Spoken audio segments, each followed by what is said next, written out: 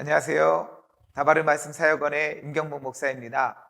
민수기를 알면 인생의 승리가 보인다. 민수기는 신앙의 오답 노트입니다.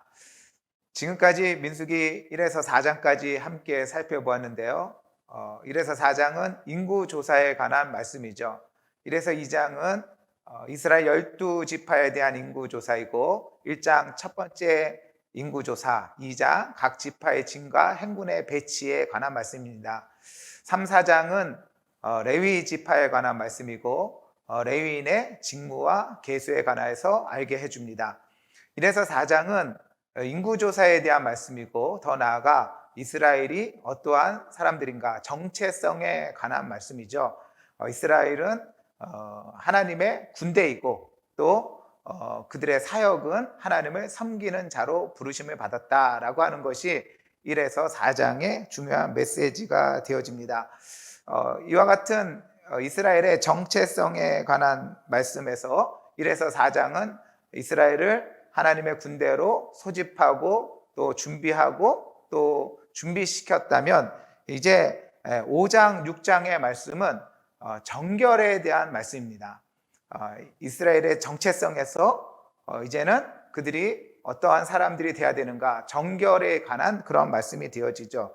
우리는 계속적으로 어떠한 민수기를 읽어 나갈 때 부분적으로 보는 게 아니라 그 흐름을 볼 줄 알아야 되는데 앞서 말씀드렸다시피 말씀에는 신학적인 순서와 또한 시간적인 순서가 있다라고 하는 말씀을 함께 나누었습니다.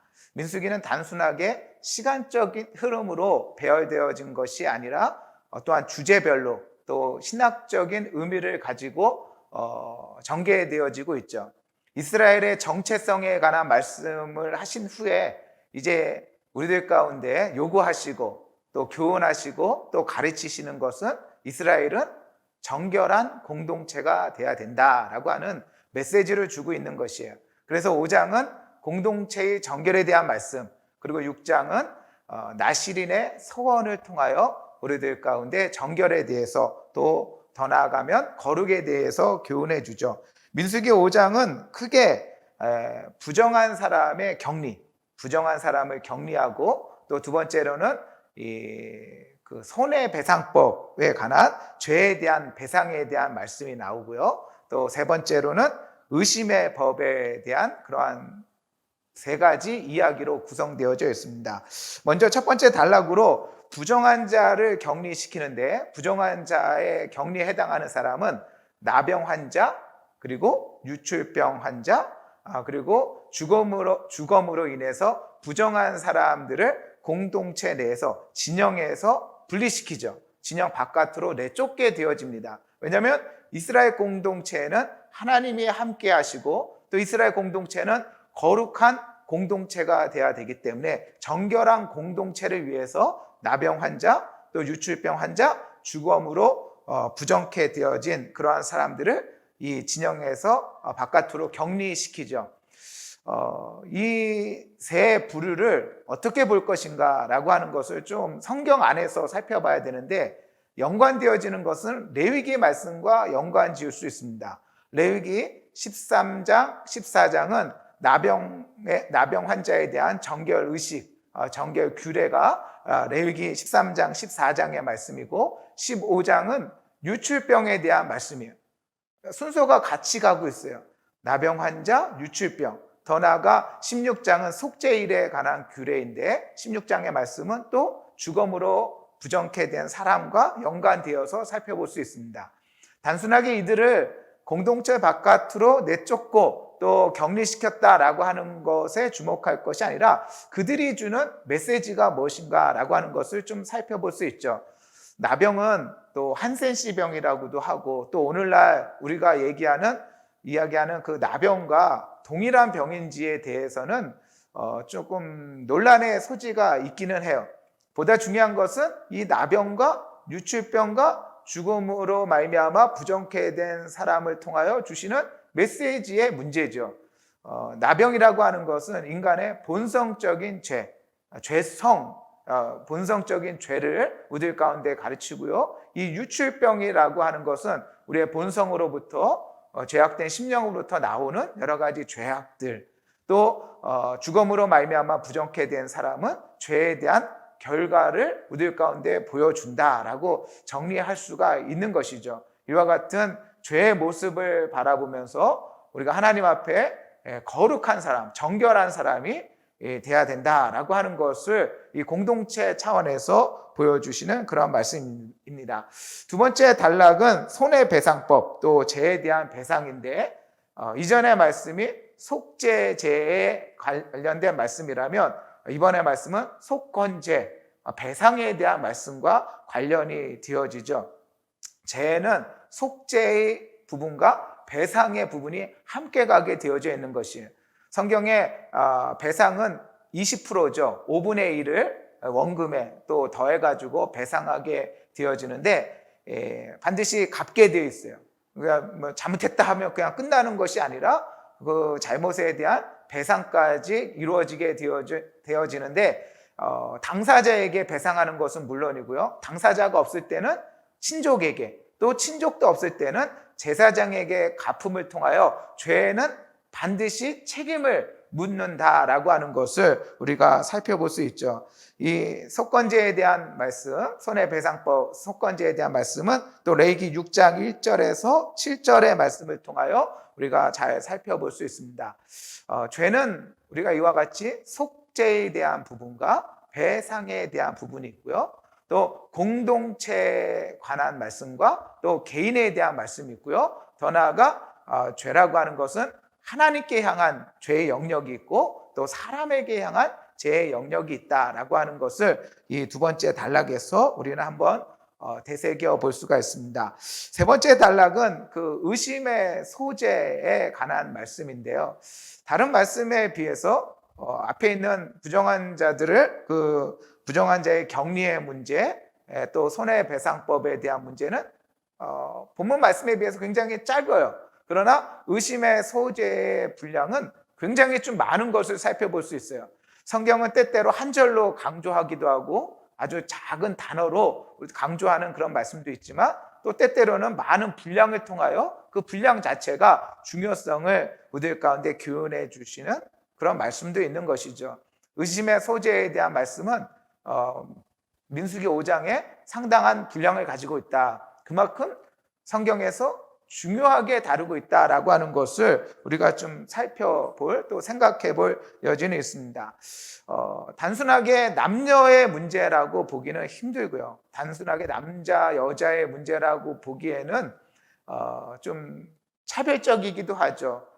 차별적인 여성에 대한 차별이 있는 것 같은 그런 생각도 들고요. 그러나 말씀을 깊게 살펴보면 여성에 대한 차별이 아니라 여성을 보호해주는 그런 규례로서 인정해 줄 수도 있고, 더 나아가 이 말씀은 단순하게 남자와 여자 사이의 의심의 문제가 아니라 여자로 대표되어지는 이 이스라엘 공동체가, 더 나아가 교회 공동체가 하나님 앞에 어떠한 신뢰 관계를 가지고 있어야 되는가라고 하는 것을 우리로 하여금 알게 해주죠.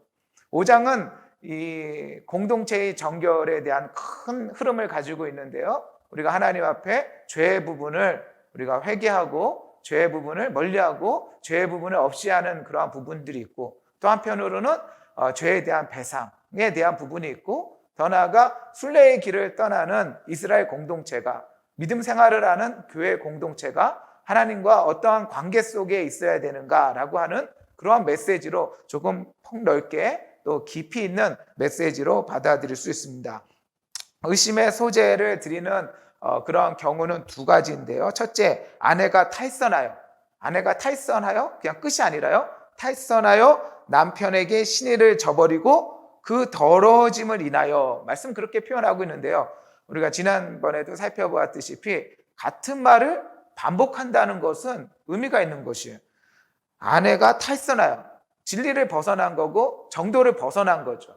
더 나아가 신의를 저버리고, 그것은 단순하게 정도를 벗어나는 것뿐만이 아니라 신뢰가 깨진 거죠. 신의를 저버리고, 더 나아가 그 더러워짐을 인하여 그 자신에게서는 더러워지는 거죠. 그래서 탈선한다는 것을 그냥 탈선한다라고 하는 메시지로 끝나는 것이 아니라 탈선하여 남편에게 신의를 저버리고 그 더러워짐을 인하여.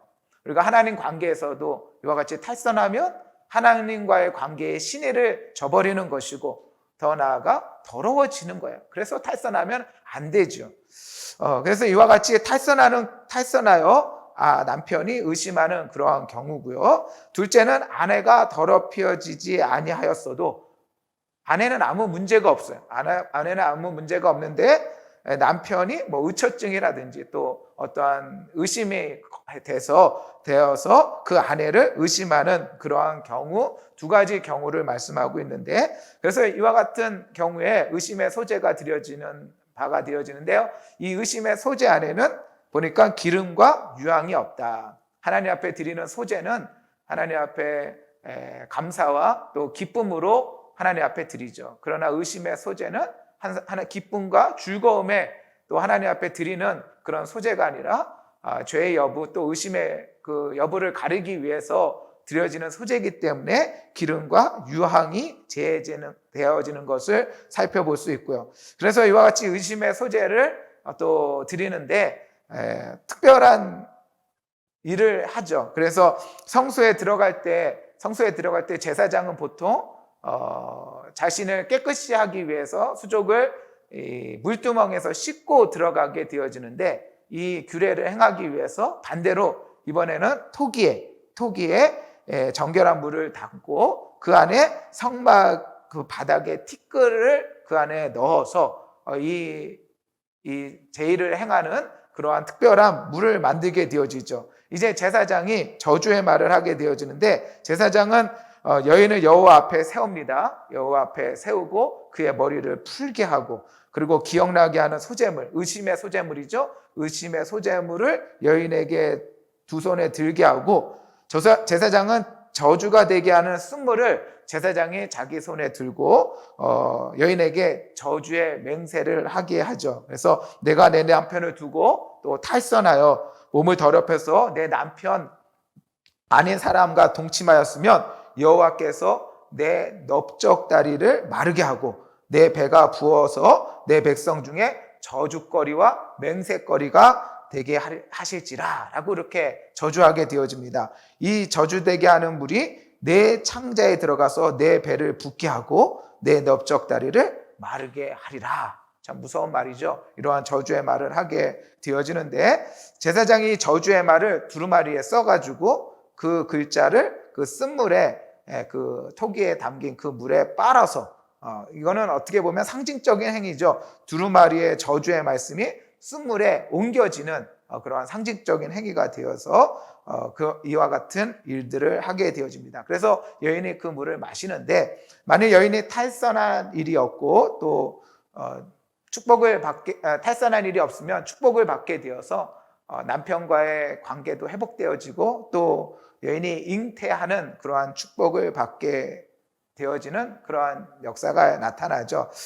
이는 하나님께서 이 여인을 기억하시고 또 이 여인을 축복한다는 그런 의미가 되어질 것입니다. 의심의 소재까지 함께 살펴보았는데요. 아무튼 민수기 5장은 공동체의 정결에 대한 말씀이다. 우리가 하나님 앞에 하나님의 군대요, 하나님을 섬기는 자가 되어진다면, 우리 자신이 어떠한 사람인지를 안다면 이제는 하나님과의 신의를 가지고 우리가 정결한 공동체로 하나님 앞에 서 나아가야 된다라고 하는 그런 메시지가 되겠습니다. 다음 강의에서는 나실인의 서원에 관해서 함께 살펴볼 수 있도록 하겠습니다. 감사합니다.